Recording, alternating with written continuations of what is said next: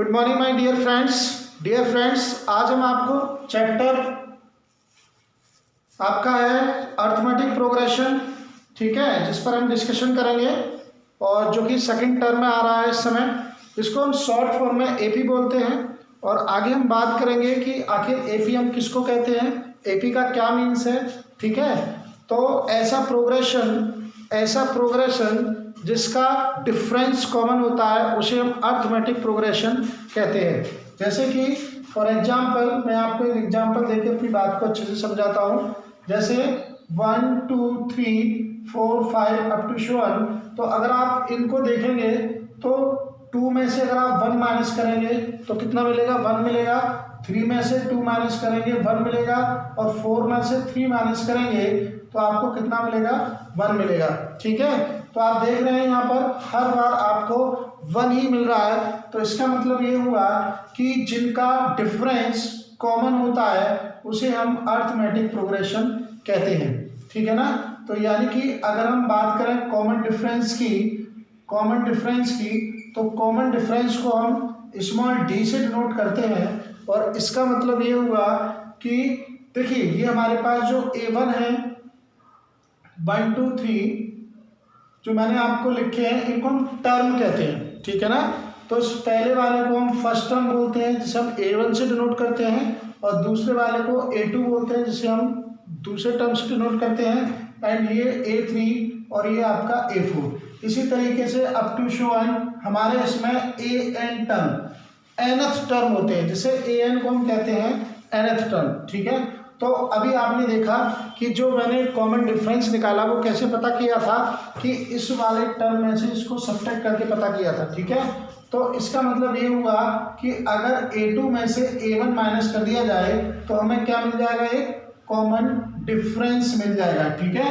तो गाइस एक आपका फॉर्मूला बन गया, common difference is equal to A2 minus A1, ठीक है। आपका एक नया फॉर्मूला आ गया, D is equal to A2 minus A1।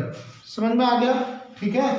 तो मैं फिर से रिपीट करता हूँ कि एपी हम किसे कहते हैं, अर्थमेटिक प्रोग्रेशन ऐसा प्रोग्रेशन होता है जिसका कॉमन डिफरेंस सेम होता है उसे हम अर्थमेटिक प्रोग्रेशन कहते हैं। अगर आपसे कोई पूछता है भाई इसका कोई एग्जांपल बताइए तो आप इजीली बोल सकते हैं whole numbers, natural numbers are arithmetic progression, ठीक है। ये सारे के सारे अर्थमेटिक प्रोग्रेशन की फॉर्म में होते हैं, ठीक है।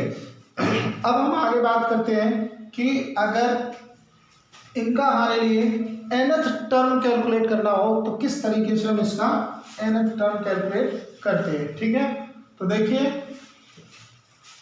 nth टर्म ऑफ एपी कैसे निकालेंगे हम एपी के nth टर्म को, ठीक है। देखिए हमारे पास अभी हमने एक एग्जांपल लिया था नेचुरल नंबर्स का, ठीक है। तो 1 को हम इस तरीके से लिख सकते हैं 1, 2 के लिए हम ऐसे लिख सकते हैं 2 1 प्लस 2 सॉरी 1 प्लस 1, ठीक है। और 3 के लिए हम ऐसे लिख सकते हैं 1 प्लस 2, क्लियर। अच्छा 2 के लिए हम ऐसे भी लिख सकते हैं 1 प्लस 2 माइनस 1, ठीक है, इंटू 1, क्लियर। और इसको 1 प्लस 3 माइनस 1 इंटू 1 ऐसे लिख सकते हैं। ऐसे 4 को हम लिख सकते हैं 1 प्लस 3 और इसको इसी पैटर्न में 4 माइनस 1 इंटू 1, ठीक है ना।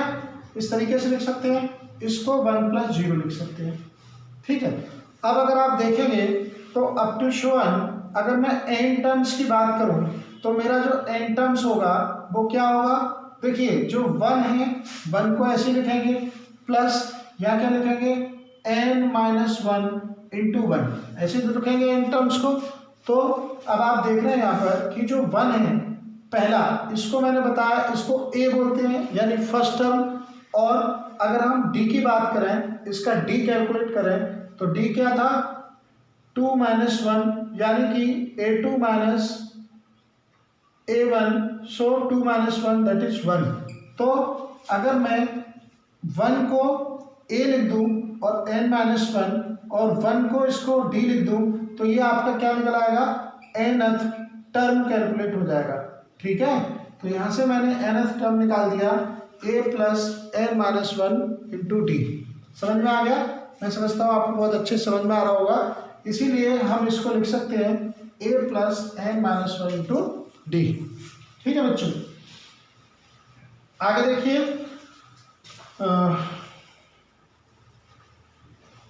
अगला पॉइंट रहेगा हमारा कि अच्छा, इस पर हम कुछ एग्जांपल्स लेते हैं, कुछ क्वेश्चंस करेंगे, ठीक है, जिनको आप अच्छे से ध्यान से देख। अभी हम देखेंगे यहाँ पर एक्सरसाइज 5.1, जिसमें एनसीईआरटी के कुछ क्वेश्चंस ले करा रहा हूँ मैं आपको, जिसमें एक्सरसाइज 5.1 है। इसमें फर्स्ट क्वेश्चन है, the taxi fare after each kilometre when the fair is 15 rupees for the first kilometre and 8 rupees for each additional kilometre. ठीक है, इसका मतलब यह है कि एक टैक्सी का जो फेयर है, यानी जो किराया है, हर आफ्टर ईच किलोमीटर, यानी हर एक किलोमीटर के बाद, when 15 rupees fair for the first kilometre 8 rupees, यानी 15 एक किलोमीटर के लिए 15 8 रुपीज है। ठीक है, ईच एडिशनल किलोमीटर। अगर अब आप देखेंगे यहाँ पर कि fair 15 rupees for first kilometre, यानी पहले एक किलोमीटर के लिए, यानी इनिशियल वैल्यू आपको दे रखी है, इससे पता चल रहा है कि जो ए है इसका वो 15 रुपीज है। ठीक है, तो 15 a is equal to 15 and हर बार ईच एडिशनल किलोमीटर, जैसे वो आगे एक किलोमीटर आगे चलेगा तो उसके लिए वो कितना करेगा, 8 रुपये ऐड होता चला जाएगा। ठीक है, तो इसका मतलब आपको ये बिल्कुल समझ में आ रहा होगा कि जब हर बार 8 रुपये इंक्रीज होगा तो इसका मतलब ये क्या कहलाएगा, यहाँ पर डी कहलाएगा। ठीक है ना, तो इसका मतलब ये क्या हुआ, एक डी हो गया 8 रुपीज। ठीक है, तो ये पूछ रहे हैं इसमें कि क्या ये एपी है। अगर ये एपी है तो एपी कैसे बनेगी इसकी। ठीक है, तो आपको बिल्कुल क्लियर समझ में आ रहा होगा कि बिल्कुल एपी है, तो हम लिख देंगे yes it is a AP. ठीक है, तो अगर मैं बात करूं अगर एपी है तो कैसे एपी किस तरीके से बनेगी, तो हम इसको कैसे लिखेंगे। देखिए, मैंने बताया था अभी आपको, जो एपी है उसमें हर बार उसका 8 रुपीज ऐड होता चला जा रहा है, तो 8 प्लस 5 कितना हो जाएगा 23। ठीक है, कॉमा फिर 23 में 8 और ऐड कर देंगे हम। ठीक है ना, तो कितना हो जाएगा, आई थिंक 31। ठीक है, अप टू शो 1। इस तरीके से आपकी ये एपी की फॉर्म बन रही है। ठीक है ना, तो अच्छा चलिए नेक्स्ट क्वेश्चन देखते हैं हम। नेक्स्ट क्वेश्चन है आपका, the amount of, second part है इसका, सेकंड पार्ट है इसका, the amount of air present in the cylinder when a vacuum pump removes 1/4 of air remaining in the cylinder at a time। ठीक है, यानी कि इसमें कुछ सिलेंडर में एयर प्रेजेंट है, कुछ अमाउंट एयर प्रेजेंट है सिलेंडर के अंदर। ठीक है, when a vacuum pump removes 1/4 of air remaining in the cylinder at a time, यानी जब उसमें से वैक्यूम पंप को रिमूव किया जाता है तो 1/4 एयर उसमें से निकल जाती है। ठीक है ना, रिमूव हो जाती है। तो बोल रहा है कि क्या ये एपी की फॉर्म है या नहीं है। ठीक है, तो अभी हम चेक करते हैं इसको। सेकंड पार्ट, सपोज करिए लेट दी, हमने स्टार्टिंग में सपोज कर लेते हैं कि उसका जो अमाउंट है यानी जो वॉल्यूम है, इनिशियल वॉल्यूम वो आपका वी है। ठीक है, ये हमने सपोज कर लिया। ठीक है, अब इसमें से एयर रिमूव हो जाती है, तो एयर रिमूव्ड, ठीक है, इन फर्स्ट स्टॉप, पहले स्टॉप में कितनी एयर रिमूव हो जाती है, टोटल वॉल्यूम का 1/4। ठीक है, तो इसको क्या लिखेंगे 1/4V। ठीक है, अब volume of air left at stage first, पहले स्टेज में कितनी वॉल्यूम बचती है, तो देखिए पहले V थी, उसमें से V/4 रिमूव हो गई, तो कितना मिला, एलसीएम ले लो, 4V minus V that is 3V/4, तो कितना मिला हमारे लिए 3V/4। ठीक है, अब हम निकालते हैं air removed in second stock, second stock में कितनी रिमूव होती है, ठीक है। तो क्या करेंगे यहाँ पर, अभी हमारे पास कितना अमाउंट बचा 3b/4, तो 3b/4 का फिर से 1/4 कर लेंगे, तो कितना हो गया 3b/16, ठीक है। तो volume of air left at stage second stage में कितना बचा, 3b/16 में से कितना रिमूव हो गया, हाँ पहले कितना था आपका 3b/4 में से कितना रिमूव हो गया 3b/16, इसका एलसीएम ले लो, 16 4 4 जा 4 3 जा 12b माइनस 3b, तो ये कितना हो गया 9b/16, ठीक है, 9b/16, ठीक है। ओके, इसी तरीके से हम आगे निकाल लेंगे। तो मैं समझता हूँ इसी में हम अपना चेक कर लेंगे इसके लिए, ठीक है। देखिए पहले आपका v था, उसके बाद में 3b/4 हो गया, फिर 9b/16 हो गया, ठीक है। तो धीरे धीरे आपकी जो एयर है उसमें रिमूव होती जा रही है, ठीक है ना। अब देखिए इसमें आप चेक करिए, अगर इसका डिफरेंस कैलकुलेट करें आप यहाँ पर, अगर आप इसका डिफरेंस कैलकुलेट करें तो देखिए 3b/4 में से जब v सब्ट्रैक्ट करेंगे, ठीक है, 3b/4 में से, ये इधर आ रहा हूं मैं,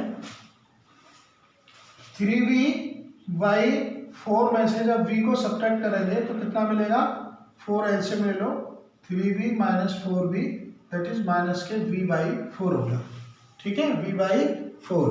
ओके, इसी तरीके से अब 9b/16 में से 3b/4 सब्ट्रैक्ट करेंगे तो कितना हो गया 16, 9b माइनस 4 4 जा 4 3 जा 12b, तो 12 में से 9b माइनस करो 4b आई थिंक 3b/16। तो आप देख रहे हैं इसका जो डिफरेंस आ रहा है वो क्या है, सेम नहीं है, ठीक है। तो हम यहाँ क्या लिखेंगे कि कॉमन डिफरेंस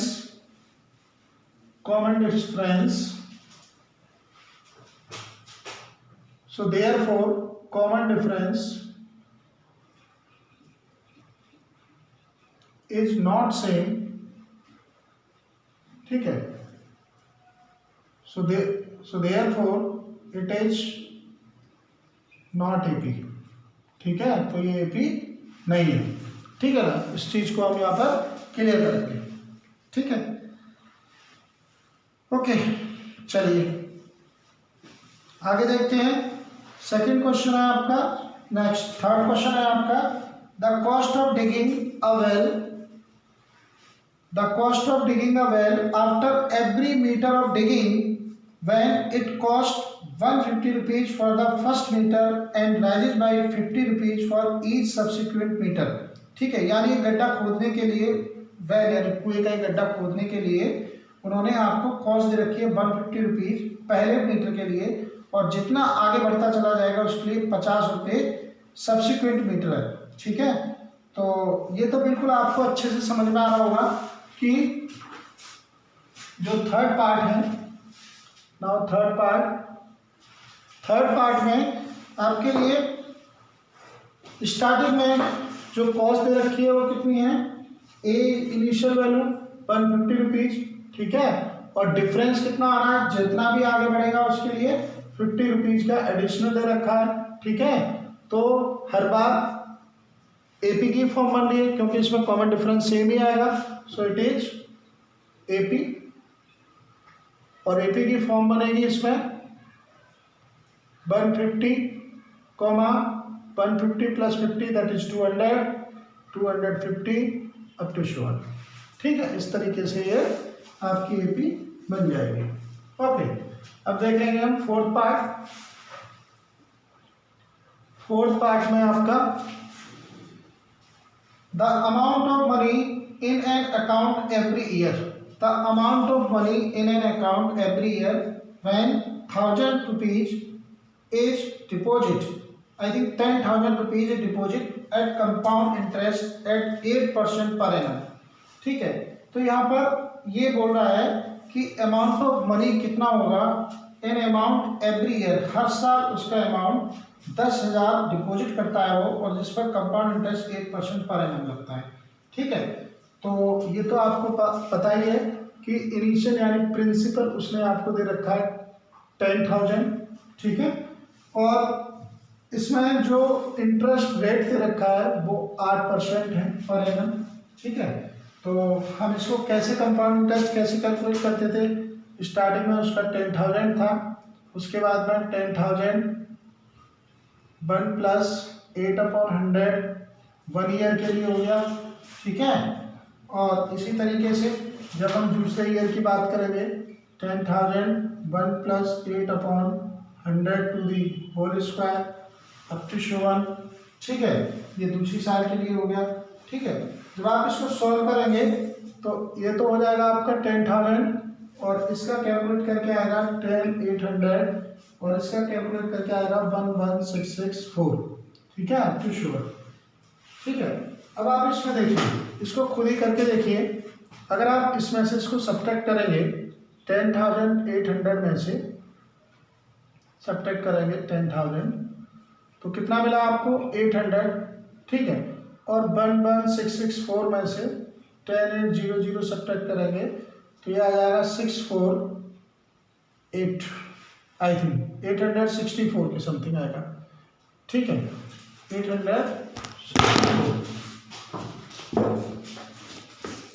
864। ठीक है, तो देखिए यहाँ पर आपको दिखाई दे रहा है कि ये कॉमन डिफरेंस क्या है, नॉट सेम, डी सेम नहीं है। सो लिख दीजिए therefore common difference is not same, so therefore it is not AP. Clear, तो ये एपी नहीं होगी। ठीक है ना, तो ये आपका फर्स्ट क्वेश्चन बिल्कुल क्लियर हुआ। ठीक है, और मैं समझता हूँ आपको बहुत अच्छे से समझ में आ गया होगा ये। ठीक है ना, अभी हम बात करेंगे क्वेश्चन सेकंड की। तो क्वेश्चन सेकंड है आपका, सेकंड क्वेश्चन, सेकंड का first part, right first 4 terms of AP, right first 4 terms of AP when first term A आपको 10 दिया है और D आपको 10 दिया है। ठीक है, इसमें बोला जा रहा है कि आप बाकी के टर्म कैसे कैलकुलेट करेंगे। ठीक है, तो मैंने आपको बताया था कि हमेशा जब भी आप AP देते हैं तो हर बार कॉमन डिफरेंस इंक्रीज होता चला जाता है। ठीक है, तो AP की जो फॉर्म होती है वो होती है A plus D, A plus 2D, A plus 3D up to 1। ठीक है ना, तो कह रहा है 4 टर्म्स बताइए।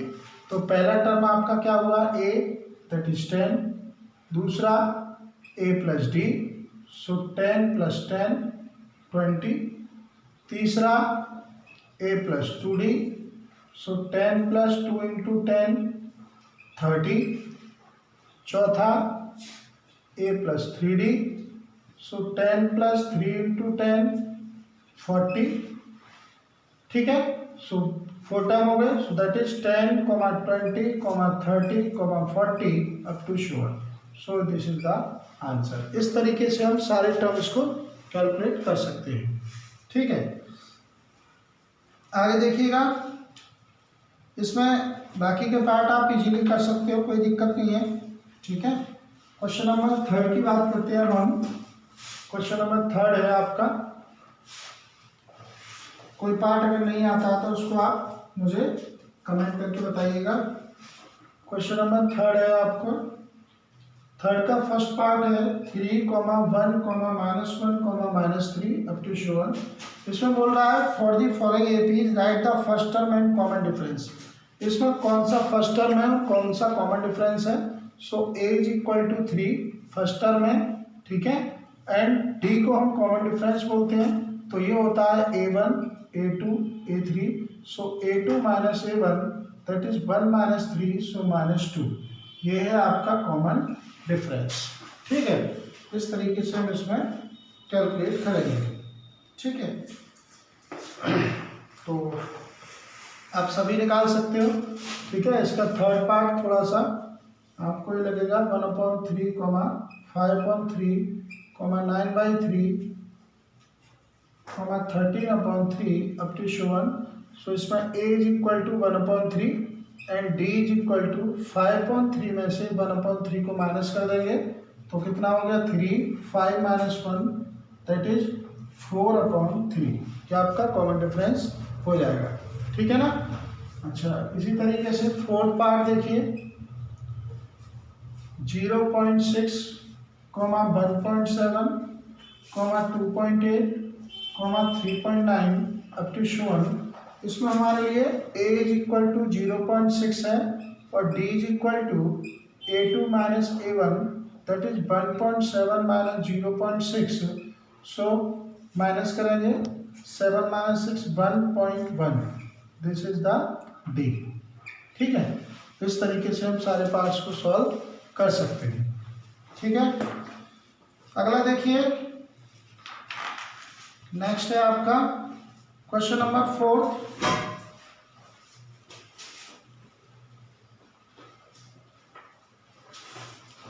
क्वेश्चन नंबर 4 है हमारा।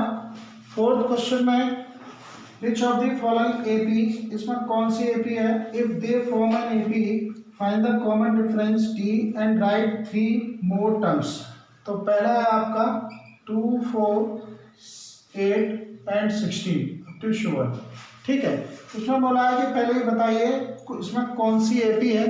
ठीक है, if they form an AP, अगर ये एपी की फॉर्म में है तो उसका कॉमन डिफरेंस बताइए और आगे के 3 टर्म्स और बताइएगा। ठीक है, तो पहले हम चेक कर लेते हैं। Now 4 - 2 that is 2, 8 - 4 that is 4। So common difference is not same, D is not same. ठीक है, so therefore it is not AP. ठीक है, इस तरीके से हम इसको करेंगे। ठीक है, सेकंड पार्ट देखिएगा इसका। सेकंड पार्ट है आपका 2, 5/2, 3, 7/2 अप टू 1। ठीक है, तो इसमें आप देख रहे हैं a is equal to 2, d is equal to 5/2 - 2। So कितना मिला ना, पहले तो इसमें चेक ही करना है इसको। तो कितना हो गया 2, 5 - 4 दैट इज 1/2 हो गया। ठीक है, अब क्या करेंगे 3 में से 5/2 माइनस करेंगे, एलसीएम ले लो। कितना हो गया 2, 2 3 जा 6 - 5, सो 6 - 5 दैट इज 1/2। तो आप देख रहे हैं ये भी 1/2 है और ये भी 1/2 है, तो इसका मतलब common difference is T is same. So हम लिखेंगे इट इज एपी। ठीक है, अब इन्होंने कहा अगर ये एपी है तो उसके आगे के 3 टर्म्स निकालिएगा। ठीक है, तो 3 टर्म्स कैसे निकालेंगे। पहला टर्म हो गया जो 7/2 आपको दे रखा है ये वाला, इसमें आपको प्लस करना है कितना 1/2। तो ये हो जाएगा 2 एलसीएम दैट इज 7 और 1 कितना हो गया 8/2। सो 2 4 जा 8 दैट इज 4 हो गया अगला टर्म। ठीक है, अब क्या करेंगे हम सेकेंड पार्ट के लिए 8 4 में प्लस 1/2 ऐड कर लेंगे, एलसीएम हो गया आपका 2, 8 + 1 दैट इज 9/2। ठीक है, एंड थर्ड पार्ट हो जाएगा आपका 9/2 plus 1/2। So 2 LCM 9 + 1 that is 10/2 5। ठीक है, इस तरीके से हम इसको आगे के हमने नेक्स्ट 3 टर्म आ गए हमारे 4, 9/2, 5। सो दिस इज द आंसर। इस तरीके से आप इसको करेंगे। ठीक है, अच्छा और देखते हैं कोई और क्वेश्चन जो टफ है थोड़ा सा। देखिए बाकी सारे पार्ट्स आप कर सकते हो, मैं 5th पार्ट बता रहा हूँ आपको क्वेश्चन 4th का। इसमें है आपका 3 plus under root 2 3 plus 2 under root 2 3 plus 3 root 2, ठीक है ना। इस तरीके से इसमें दे रखा है। अभी हम चेक करते हैं, पहले 3 प्लस अंडर रूट 2 में से -3 को करेंगे तो कितना मिलेगा रूट 2। 3 प्लस 2 रूट 2 में से माइनस करेंगे कितना 3 माइनस अंडर रूट 2। तो देखिए माइनस करेंगे तो ये हो जाएगा 3 प्लस 2 अंडर रूट 2, इसको माइनस किया 3 minus minus plus under root 2, ये इससे कैंसिल हो गया। 2 रूट 2 और 1 रूट 2 कितना हो जाएगा आपका 3 अंडर रूट 2। तो देखिए यहाँ अंडर रूट 2 आ रहा है और यहाँ आपका 3 रूट 2 आ रहा है, ठीक है। So D is not same, not same, so therefore it is not AP। तो ये क्या है आपकी AP नहीं होगी, ठीक है। इस तरीके से आप इसको सॉल्व कर सकते हैं। Okay okay, thanks, bye bye.